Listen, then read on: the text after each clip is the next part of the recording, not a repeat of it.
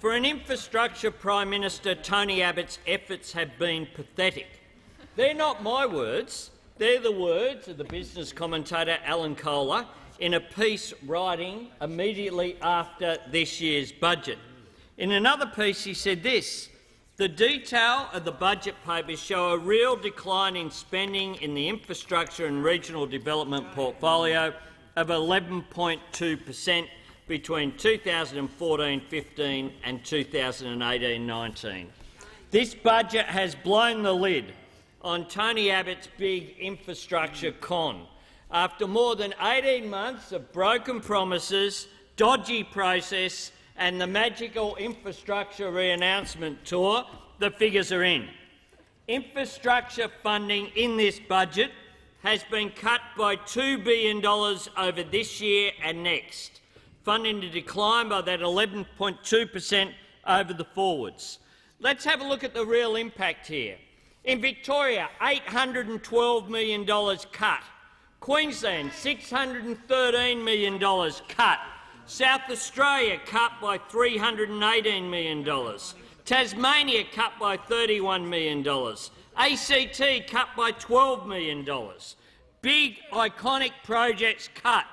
The Pacific Highway cut by $129 million in 2015-16 in what was previously promised in their own budget last year. The Bruce Highway, because they elected a Labor government. So what's the response? Cut Bruce Highway funding by $93 million in what was previously promised last year. Nothing for public transport, nothing for high-speed rail, nothing for freight rail beyond the $300 million that we put in the 2013 budget for the inland rail link between Brisbane and Melbourne. The Heavy Vehicle Safety and Productivity Program cut, with only $1 million of last year's $48 million budget actually spent. Even their own programs. They did come up with something new last year, the Bridges Renewal Program, but this year they cut it by $60 million. If you want an example of mean-spirited stupidity that is dangerous, cutting the regional seatbelts in schools program, $1 million a year, cut. Talk about risk management. What a stupid decision for any government to make. Last Friday, they decided, because Victoria had got just 8% of infrastructure spending in the budget, last Friday they made an announcement. They pretended it was new. They were going to put $150 million into the Western Ring Road, or known as the M80. The problem is that last year they cut $500 million. A great way to get new announcements. You cut $500 million in the 2014 budget, you put $150 million back, and you say we're investing in infrastructure. Genius! Why didn't we think of that? Good job, Aaron Boyd. Absolutely extraordinary. Today, the Prime Minister and other ministers stood up and spoke about the Midland Highway in Tasmania. They said we're putting $400 million in, but there was $500 million in the budget before. That's less. They said they were funding irrigation, except they took that from rail freight in Tasmania in order to fund the irrigation program. There is nothing that they do that is not taking more, giving less, and then claiming it's new. An extraordinary performance. This is the same mob, and this moron raises the F2 to M2. Thank you, come in, spinner. $405 million in the 2013 budget. The MOU signed between myself and Minister Gay in June 2013. They changed the name to North Connects. It's not a new project, it's just a new name, son. It's the same project. Began and signed under us. When we took office, We were 20th in the OECD for investment in infrastructure. When we left office, we were first. We doubled the roads budget. We increased the rail budget by more than 10 times. And we committed more to urban public transport than all governments combined from Federation right through to 2007. What have those opposite done?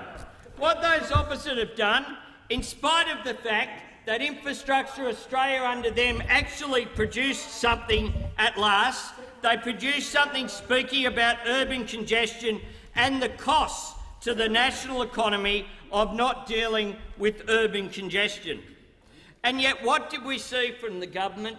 A complete refusal to invest in any urban public transport and a complete refusal to engage in our cities.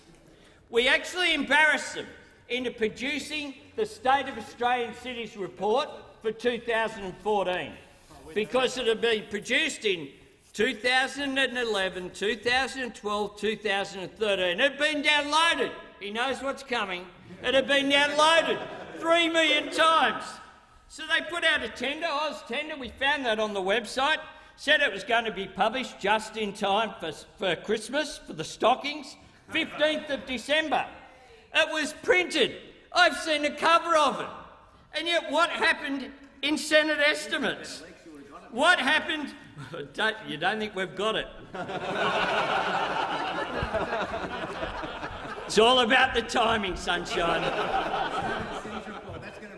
The State of Australian Cities report, they printed it, paid $11,000 for the printing of it, produced it. It's now June, but where is it?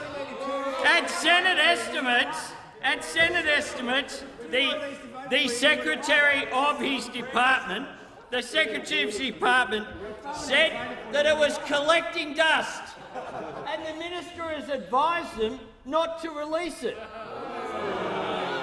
That's new research. Why? Because it probably mentions that you've got to do something about urban congestion. You've got to do something about public transport. You've got to do something about planning in our cities. You should be funding the Cross River Rail. You should be funding the Melbourne Metro. You should be making sure that Infrastructure Australia guides where the investment goes. And yet in this budget, what we've also seen, in spite of their promises, we know that they haven't listened to Infrastructure Australia. They funded the East-West Link to the tune of $3 billion with an advance payment of $1.5 billion with a cost-benefit analysis of 0.45. I'll explain it to you. You pay $1 and you get 45 cents back. It's not that complex. It's not that complex. That is what the analysis showed. A dud project. You took money from projects like the Western Ring Road, from projects like the Managed Motorways program that had a benefit-cost ratio of greater than 5, and the Melbourne Metro, and you put it into a dud project, and then you made an advance payment to the Victorian Nutthine government to make their budget look better, at a time when you were cutting pensions, cutting education, cutting health and essential services. That is what you were responsible for. So they've learnt the lesson on Infrastructure Australia. They've finally produced a report that they haven't released. But now, in terms of Infrastructure Australia, in this budget they've cut its funding in half, from $15 million a year to $8 million a year across the forward estimates.